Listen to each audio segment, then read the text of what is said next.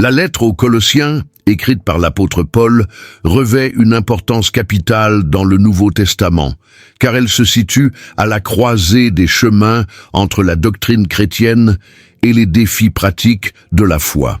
Dans ce contexte, Paul aborde des questions cruciales telles que la personne de Jésus-Christ, insistant sur sa divinité et son rôle primordial dans la création et la rédemption. Cette lettre répond à un besoin urgent de la communauté colossienne, alors confrontée à des enseignements erronés qui menaçaient de dénaturer l'essence de la foi chrétienne. L'apôtre a donc cherché à affermir les croyants en leur rappelant que tout commence par le Christ, le prééminent dans toutes choses, une affirmation frappante qui résonne encore aujourd'hui. Dans cette correspondance, Paul témoigne des conditions de la communauté chrétienne de Colosse, où l'influence de philosophies païennes et des pratiques religieuses was pernicieuse. Il constate que certains membres de l'Église sombrent dans des doutes quant à la suffisance du Christ pour leur salut. Paul répond en réaffirmant les vérités essentielles de la foi chrétienne et en exhortant ses lecteurs à se fixer sur les choses d'en haut. Colossiens 3:2. En traçant cette ligne rouge entre vérité et relativisme, Paul s'érige non seulement en défenseur de la doctrine, mais aussi en guide spirituel, indiquant comment vivre une vie digne de l'Évangile dans un monde en déclin. Les enseignements contenus dans cette lettre sont éclairants et sont liés de manière inextricable à la vie quotidienne des destinataires. Paul évoque des thèmes universels tels que la rédemption, la grâce et le développement de la communauté, tout en insistant sur la responsabilité individuelle de chaque chrétien. Dans un monde moderne souvent fragmenté, ces conceptions demeurent pertinentes. L'apôtre Paul encourage les Colossiens à construire des relations authentiques basées sur l'amour et l'unité, rappelant que le corps du Christ est un lieu où chaque membre compte et contribue au tout. Cette vision d'une communauté interconnectée pourrait apporter une lumière précieuse aux défis contemporains des églises. Un autre aspect important de la lettre est l'exposé des relations familiales et des normes éthiques chrétiennes que Paul définit avec minutie. Dans un monde où les traditions et les valeurs sont souvent remises en question, la volonté de l'apôtre d'adresser des conseils pratiques sur les rôles familiaux et la vie sociale est un témoignage de la vision holistique du christianisme. Il ne se limite pas à des exhortations spirituelles abstraites, mais assigne un rôle spécifique à chaque membre de la famille et de la communauté. En ce sens, l'apôtre Paul crée un pont entre les principes éternels de Dieu et les réalités terriennes, soulignant que la foi doit s'incarner dans des comportements concrets. Enfin, la lettre aux Colossiens nous offre une riche source de réflexion sur la manière dont les croyants peuvent être des témoins de Christ dans le monde. Paul rappelle que la transformation personnelle est le résultat d'une relation intime avec Dieu.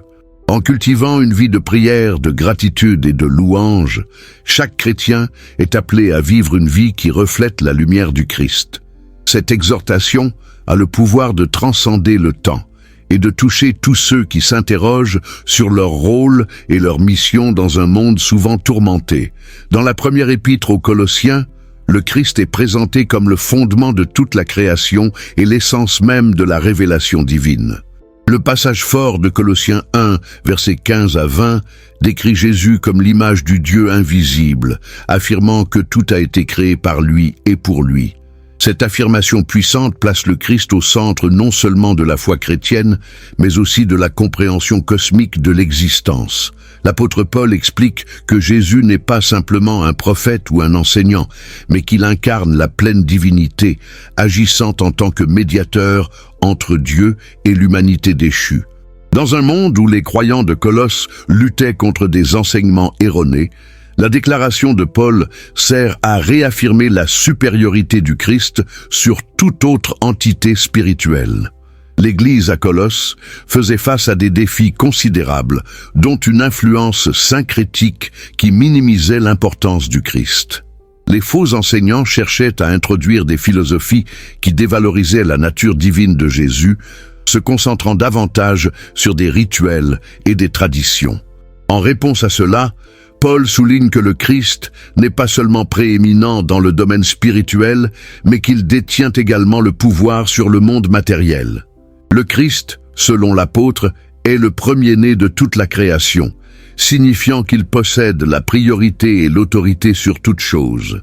Cela suggère que tout ce qui existe est sous son règne, délivrant un message puissant aux croyants. Leur foi est ancrée dans un sauveur qui transcende toutes les limitations humaines. Le rôle rédempteur du Christ est également un thème central dans cet épître. Paul enseigne que par sa mort et sa résurrection, Jésus a concilié à lui-même toutes choses, que ce soit sur la terre ou dans les cieux. Ce langage souligne l'ampleur de l'œuvre christique.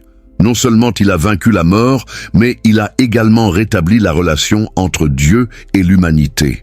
Dans un contexte où les gens étaient souvent accablés par la culpabilité et la séparation, l'assurance que le Christ a pris sur lui tous les péchés et qu'il offre le pardon résonne comme une véritable libération spirituelle. Paul rappelle aux Colossiens que leur identité est désormais définie par leur union avec le Christ ressuscité, les incitant à vivre une vie qui reflète cette réalité. De plus, l'apôtre Paul exhorte les croyants à vivre en conséquence de cette compréhension. Le Christ étant leur vie, cela signifie qu'ils doivent chercher les choses d'en haut, où le Christ est assis à la droite de Dieu. Cela implique une transformation radicale, une réorientation qui les éloigne des valeurs du monde et les rapproche de la mission de Jésus. Paul encourage leur cœur à ne pas se laisser distraire par des préoccupations éphémères, mais à être fermes dans l'espérance qui leur a été donnée. Comprendre qui est le Christ permet de comprendre qui ils sont appelés à être et comment ils doivent agir au sein de leur communauté. Enfin, l'enseignement de Paolo sur le Christ dans la première épître aux Colossiens souligne l'importance de la communauté dans le développement de la foi. En reconnaissant que le Christ est la tête de l'Église, il insiste sur le fait que les croyants sont membres d'un corps. Cette image renforce l'idée que chacun a un rôle unique à jouer, contribuant à l'édification de l'ensemble. Les Colossiens n'étaient pas seulement appelés à une foi individuelle, mais à vivre ensemble, à soutenir et à encourager mutuellement leur croissance spirituelle. Ainsi, comprendre la nature et le rôle de Christ crée une dynamique relationnelle dans laquelle chaque membre est valorisé, opérant ensemble sous la seigneurie de Jésus. Avant de plonger plus en profondeur dans les richesses de la lettre aux Colossiens, je vous invite à vous joindre à notre communauté en vous abonnant à notre chaîne. Ensemble, nous pouvons explorer chaque nuance de la foi chrétienne et découvrir comment la prééminence du Christ illumine nos vies de façon transformante. Inscrivez-vous et laissez cette lumière nous guider. L'apôtre Paul a écrit aux Colossiens pour leur rappeler que toute la création découle du Christ. Dans la première lettre aux Colossiens, il précise que en lui sont créées toutes choses dans les cieux et sur la terre. Colossiens 1,16. Cette déclaration sublime souligne non seulement la prééminence du Christ sur tout ce qui existe, mais elle établit aussi un lien indissoluble entre le Créateur et sa création. Dans un monde où les croyants de Colosse faisaient face à des philosophies adverses qui remettaient en question la divinité de Jésus, Paul réaffirme ici la vérité fondamentale, que le Christ est le fondement de tout ce qui est, affirmant ainsi son autorité suprême. Le contexte historique de la lettre revêt une importance cruciale. Les Colossiens étaient entourés par des influences hérétiques qui tentaient d'éroder leur foi.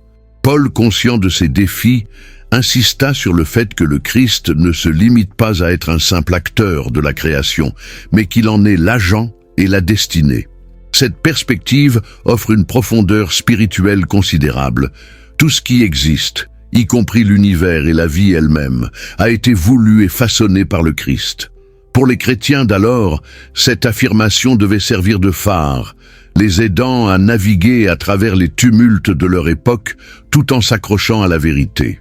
Dans sa lettre, l'apôtre souligne également que tout a été créé pour lui. Cette notion de « pour lui » va au-delà de la simple idée de création.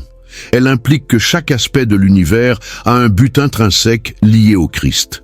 Cela indique que la création n'est pas un accident ou un enchaînement aléatoire d'événements, mais un projet divin méthodiquement élaboré. Paul invite ainsi ses lecteurs à voir leur existence sous un nouvel angle, un appel à aligner leur vie non seulement sur la foi, mais aussi sur la compréhension que leurs actions et leurs choix ont un impact sur le dessein global que Dieu a pour eux et pour le monde. De surcroît, la notion de Christ comme le premier-né de toute la création rappelle que même si la création est vaste et complexe, elle reste soumise à l'autorité de Jésus. Ce terme « premier-né » n'évoque pas simplement une position chronologique, mais un statut de prééminence. Cela implique que toutes les choses, visibles ou invisibles, sont sous sa souveraineté. Ce message résonne puissamment dans le cœur des croyants. Leur foi n'est pas seulement une croyance personnelle dans un Christ isolé, mais une relation vivante avec celui qui régit l'univers. L'apôtre Paul rappelle ainsi que dans sa souveraineté, Jésus embrasse toute la création avec son amour, apportant espoir et rédemption à un monde en désarroi. Enfin, en soulignant que toutes choses subsistent en lui, Paul nous conduit à une réflexion profonde sur notre place dans l'univers. Chaque défaillance des systèmes humains et chaque crise existentielle se résolvent dans la pleine communion avec le Christ. L'existence même de tout ce que nous sommes et de tout ce qui nous entoure est maintenue par sa puissance. Ce principe transcendant nous invite à nous engager non seulement sur un plan personnel, mais aussi collectif, là où la foi en Christ devient le fondement de la vie. Par conséquent, les conflits, les doutes et les peurs sont invitants à être placés entre les mains de celui qui a créé le monde et qui en a aussi l'autorité. La lettre aux Colossiens, à travers l'enseignement de Paul, résonne avec force aujourd'hui, offrant aux croyants le rappel éternel que toute la création trouve sa signification et son but dans le Christ. Dans la première épître adressée aux Colossiens, l'apôtre Paul dévoile un aspect fondamental de la foi chrétienne, le rôle du Christ comme médiateur entre Dieu et l'humanité. Dans ce contexte, il nous rappelle que, en Jésus-Christ, la distance entre l'homme pécheur et le Dieu saint est comblée. Le Christ n'est pas seulement un prophète ou un enseignant, mais il est le Fils de Dieu incarné qui prend sur lui les péchés du monde pour rétablir notre relation avec le Père. Paul souligne que, par cette médiation, nous avons accès à une amitié restaurée avec Dieu, une promesse de réconciliation et de rédemption pour tous ceux qui croient. Il est essentiel d'appréhender les défis auxquels était confrontée l'Église de Colosse à cette époque. Paul avait entendu parler de la montée de fausses doctrines qui remettaient en question la divinité et l'humanité de Christ. En insistant sur le rôle de Jésus comme médiateur, l'apôtre cherche à restaurer la vérité et la clarté dans l'identité de Christ. Il dépeint un sauveur qui non seulement se tient entre nous et Dieu, mais qui est également impliqué dans notre vie quotidienne, nous guidant et nous soutenant à chaque étape du chemin. Cette assurance apporte une profonde paix à ceux qui l'acceptent dans leur vie. Paul évoque également la réalité de la souffrance, reliant son message de médiation au concept de souffrance rédemptrice. Dans sa lettre aux Colossiens, il témoigne de ses propres tribulations, soulignant que même au travers de l'épreuve, le Christ demeure avec nous. En tant que médiateur, il comprend nos luttes, nos peurs et nos fardeaux. Cela révèle un aspect intime de cette médiation. Le Christ ne se contente pas de plaider notre cause devant Dieu, il partage également notre expérience de vie. Ce fait encourage profondément ceux qui se sentent seuls et accablés, soulignant que, même dans la douleur, il y a une lumière d'espoir. L'enseignement de Paul nous appelle à prendre conscience de l'importance de notre réponse au don de la médiation du Christ. Chaque individu est invité à une relation personnelle avec lui, où la foi, la confiance et l'engagement sont des réponses essentielles. Même aujourd'hui, ces principes résonnent puissamment à travers les âges. Cette médiation implique une invitation à s'engager activement dans notre foi, à chercher le Christ dans chaque aspect de notre vie. Paul incite donc les Colossiens à ne pas se laisser égarer par les faux enseignements, mais à s'enraciner dans la vérité de l'Évangile et à vivre en conséquence. Enfin, la compréhension du Christ comme médiateur nous pousse également à adopter une posture de réconciliation envers autrui. En reconnaissant que nous avons été réconciliés par le sacrifice de Christ, Paul encourage les croyants à étendre cette grâce et cette miséricorde autour d'eux. Cette dynamique de médiation ne s'arrête pas uniquement entre l'homme et Dieu, elle se propage dans nos interactions, nous incitant à devenir des agents de paix et de réconciliation dans un monde troublé. L'appel de l'apôtre est clair, être des imitateurs du Christ, vivre en tant que médiateurs de la grâce dans un monde qui a soif d'amour et de rédemption. Dans sa lettre aux Colossiens, l'apôtre Paul aborde avec profondeur des thèmes fondamentaux de la foi chrétienne, notamment la rédemption et le pardon des péchés par le Christ. Ce passage, riche d'enseignements, se dévoile dans un contexte où l'Église naissante faisait face à divers défis, notamment des hérésies et des influences extérieures qui menaçaient l'intégrité de la foi chrétienne. En rappelant que dans le Christ, nous avons la rédemption par son sang, Paul souligne non seulement la puissance du sacrifice de Jésus, mais aussi l'empathie divine envers l'humanité pécheresse. Tout cela s'inscrit dans une vision salvatrice où le Christ n'est pas qu'une figure historique, mais le véritable moyen d'accès à la grâce de Dieu. L'accent que Paul met sur le pardon des péchés est une invitation à reconnaître la profonde nécessité de la grâce dans la vie humaine. Respectant le parcours spirituel unique de chacun, l'apôtre enseigne que le pardon n'est pas un simple acte, mais un processus transformateur, capable de restaurer des vies brisées. À travers ces mots, il encourage les croyants à expérimenter cette grâce, non seulement pour eux-mêmes, mais aussi pour l'accorder aux autres. Cela révèle la nature libératrice du pardon, que Paul perçoit comme un cheminement vers une relation authentique avec Dieu et entre les chrétiens.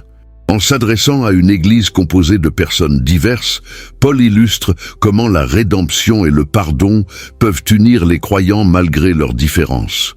Les défis que la communauté de Colosse rencontrait, tels que les divisions et les antagonismes, peuvent être surmontés par une compréhension commune, que chacun est peiné par le péché, mais également offert à la grâce par Christ.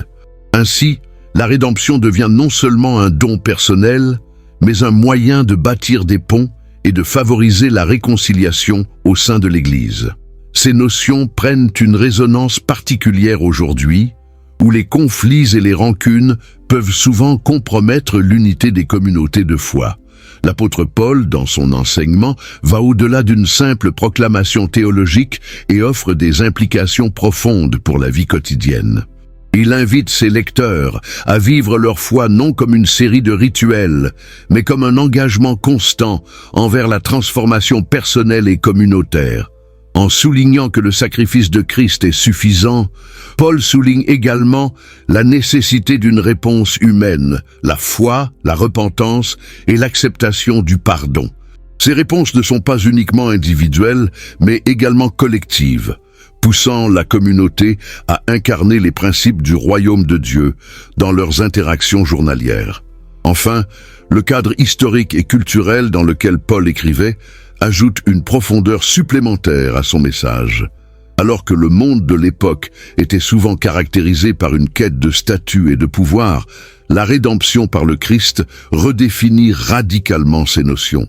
Paul enseigne que la véritable liberté ne réside pas dans les réalisations personnelles, mais dans la compréhension que chacun est appelé à être un membre de la famille de Dieu, pardonné et renouvelé.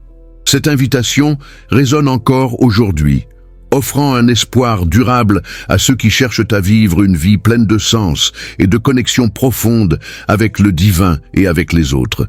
L'apôtre Paul a laissé un héritage spirituel inestimable dans ses lettres, et l'une des révélations les plus marquantes se trouve dans l'Épître aux Colossiens, chapitre 1. Paul y enseigne que la plénitude divine habite en Christ, une déclaration qui éclaire non seulement la nature du Sauveur, mais aussi notre compréhension de la foi chrétienne. À l'époque où il écrivait, l'Église de Colosse faisait face à des fausses doctrines et à des influences qui remettaient en question la souveraineté de Christ. Au cœur de ce contexte de confusion, Paul s'assure que les croyants reconnaissent l'autorité et la divinité de Jésus, affirmant que toutes les richesses de la divinité résident pleinement en lui. Dans les premiers siècles de notre ère, beaucoup cherchaient à diviser la nature de Christ, le présentant parfois comme une simple créature ou un messager divin. Cependant, l'apôtre Paul rappelle aux Colossiens la vérité fondamentale que Jésus n'est pas seulement un intermédiaire, mais l'incarnation même de Dieu lui-même. Il parlait d'un Christus totus, un Christ total, où sa divinité et son humanité coexistent de manière harmonieuse. Cette vision révolutionnaire était essentielle pour que les membres de l'Église puissent vivre dans la pleine assurance de leur salut, sachant qu'ils adorent un Christ qui est non seulement avec eux, mais qui est également Dieu parmi eux. L'influence de cette compréhension de la plénitude divine en Christ a des implications profondes pour les croyants contemporains. L'apôtre Paul rappelle que notre identité en Christ ne se limite pas à une simple croyance ou à une appartenance religieuse, mais qu'elle est enracinée dans une relation vivante avec celui qui a toute puissance et autorité. Cette vérité pose la question: comment cela impacte-t-il notre façon de vivre notre foi au quotidien? Les croyants d'aujourd'hui doivent saisir que, par la plénitude de Christ, ils sont appelés à vivre non pas de manière résignée, mais comme des vainqueurs, remplis de la force divine pour surmonter les épreuves et les défis.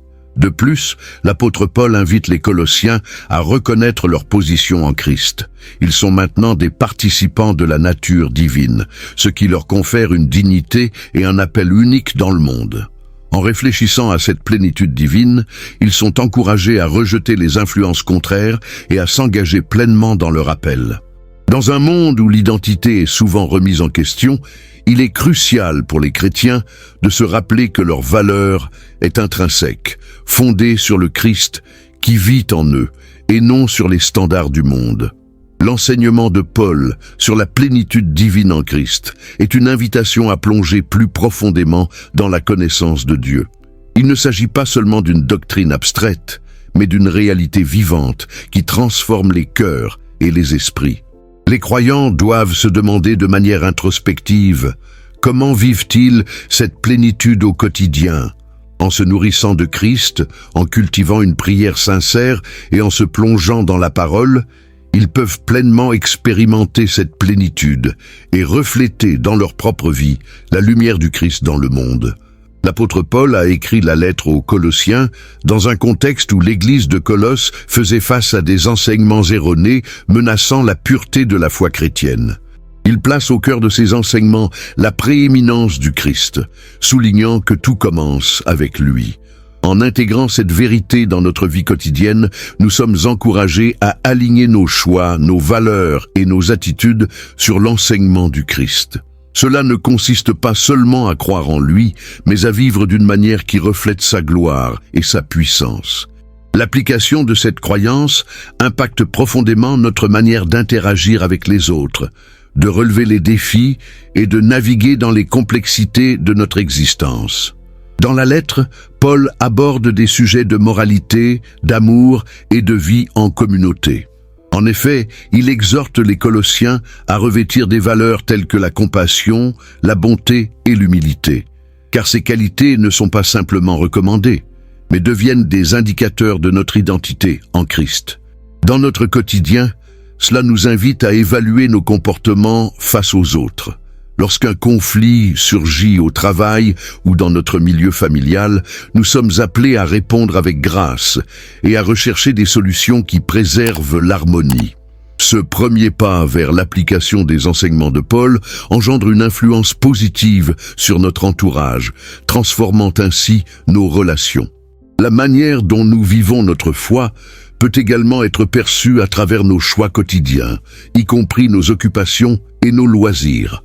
Paul inspire les Colossiens à travailler de tout leur cœur, comme pour le Seigneur.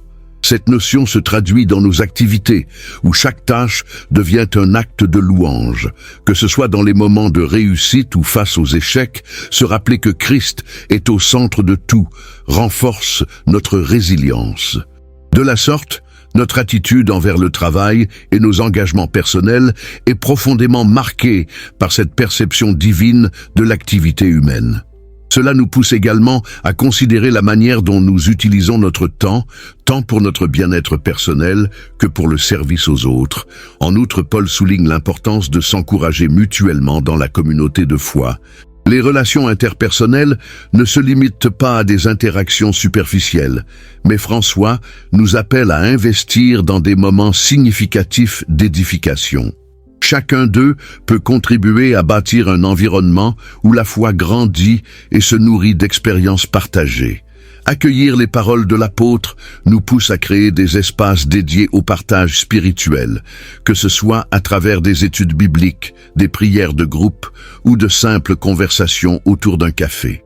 Cette dynamique communautaire est un puissant catalyseur pour une foi nourrie et vivante, qui résonne au-delà des murs de l'Église. Enfin, l'enseignement de Paul sur la transformation intérieure est un appel à la réflexion personnelle. Il nous encourage à laisser de côté les anciennes habitudes et à embrasser une nouvelle identité en Christ. Dans cette démarche, il ne s'agit pas simplement d'un changement superficiel, mais d'une métamorphose profonde qui influence tous les aspects de notre vie. Avec chaque prière, chaque acte de foi, il nous guide vers la liberté du péché et la joie d'une relation authentique avec Dieu. En intégrant ces principes au quotidien, nous devenons des témoins vivants de l'œuvre transcendante du Christ dans nos vies, ce qui inspire autrui à chercher cette même transformation. Dans sa lettre aux Colossiens, l'apôtre Paul aborde avec une grande clarté l'importance de l'unité du corps de Christ, soulignant que tous les croyants, indépendamment de leurs origines, sont appelés à vivre en harmonie. L'Église de Colosse se trouvait confrontée à des défis importants, notamment des divisions sectaires et des enseignements erronés qui menaçaient d'éroder l'unité. Paul rappelle que, tout comme un corps humain est composé de plusieurs membres, chacun ayant un rôle distinct, de même, les membres de l'Église doivent travailler ensemble pour remplir leur mission commune. Il insiste sur le fait que cette unité est essentielle non seulement pour le bien-être spirituel de la communauté, mais aussi pour témoigner de la réalité de l'Évangile au monde. L'apôtre Paul implore les croyants de Colosse à comprendre que leur identité en Christ transcende les différences culturelles et sociales.